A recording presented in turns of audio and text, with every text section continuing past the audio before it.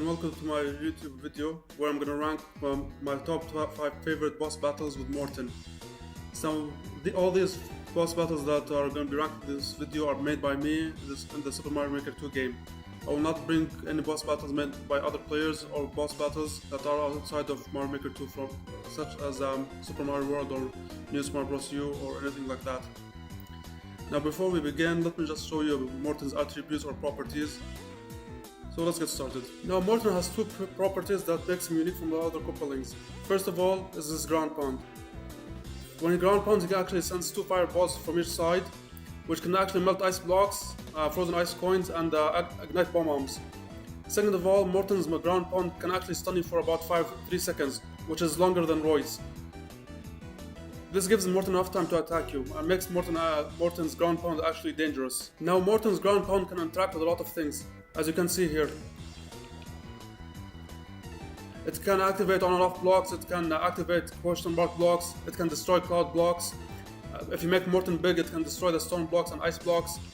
It can actually hit down the chain chomp pegs, and it can activate power blocks, and finally it can destroy brick blocks. So as you can see here, everything is right here.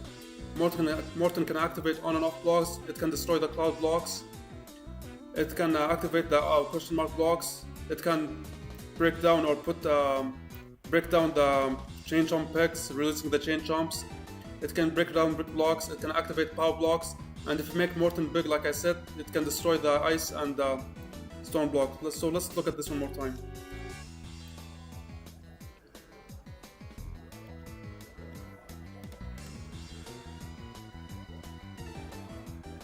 Now let's compare Morton with wings and Morton without wings. So with wings, he can actually shuffle around a bit before ground pounding and landing.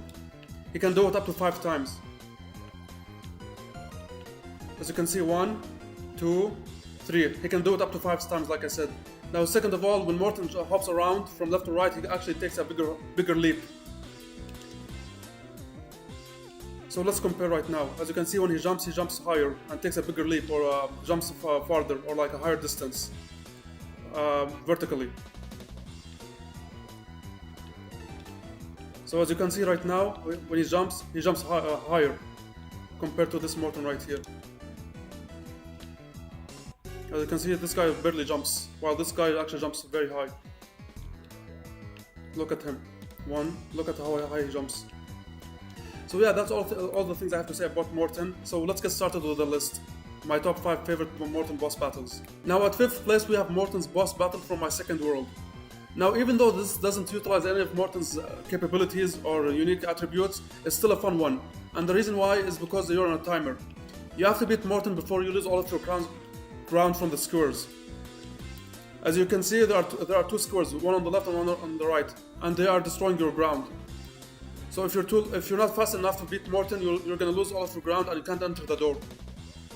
So even though, like I said, this doesn't utilize any of Morton's abilities, it's still a fun one because it's challenging, you have to be quick, it's challenging, and it's a fun one in my opinion. So next we have a Super Mario World boss battle. And the idea behind this is Morton's gonna activate the on and off blocks with his ground pound. And you have to jump between the red and blue dotted line blocks, but depending on which one is gonna become solid. Now in order to hit Morton, you have to hit him from underneath.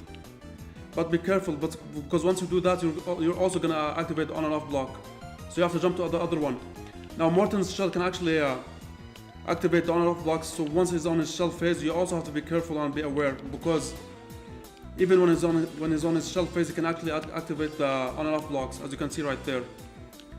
So you have to be really careful on your timing as well. So this makes this boss battle very intense and challenging, because not only can he activate the on and off blocks with his ground pound, but also with his shell, and you also have to activate the on and off blocks to hit Morton. So you have to time your jumps perfectly between the red and blue dotted line blocks, depending on which one is gonna get activated, either by Morton's ground pound or his shell, which is gonna hit the top row, or you yourself when you jump to hit Morton. So up next we have the Morton and Lemmy duo from my second world. Now what makes me really like this boss battle is the synergy between the two. As you can see, Morton is on a high ground and you can't reach him, so you have to use Lemmy's balls to actually hit him and reach him. Not only that, but as you can see, Morton is on top of on and off blocks, and when he ground pounds, he activates them, which will change the direction of the conveyor belts. So like I said, I really like the synergy between these two couplings. It makes the boss battle really fun and challenging, and it adds some uniqueness to both of the couplings, since both of them help each other in a unique way. So next we have this Morton boss battle. So the idea here is Morton is gonna activate on and off blocks, and you have to be quick and reactivate them, because if you're not quick enough, as you can see, the monsters will kill you. So what you're supposed to do is, once Morton activates the on and off blocks, you have to ground pound, like that. But not only that, but he can even do that with his shell. So as you can see right here, he can activate the on and off block with his shell, so you have to reactivate them or change them back. So this is a really intense and fun boss battle, because you have to be quick with your reaction and you have to time it correctly, otherwise it's too late and you're gonna die. Now, even though this boss battle doesn't use any of Morton's attributes, but it's just a fun one, that's why I really like it so much. You have to constantly jump between the platforms in order to avoid the grinders, but not only that, but you also have to time your jump correctly to not get stunned by Roy on Morton's ground pound. So if you stay for too long, you can actually get stunned by Roy's and Morton's ground pound. So you have to keep jumping between the platforms and time your jump correctly in order to not get stunned.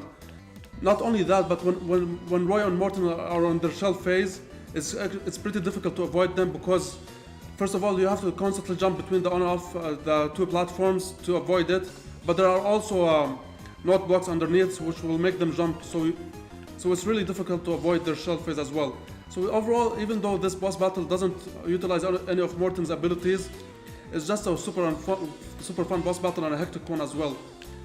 Because like I said, you have to constantly jump between the platforms in order to avoid the grinders, and you have to time your jump correctly in order to not get stunned by Morton or Roy's ground pound.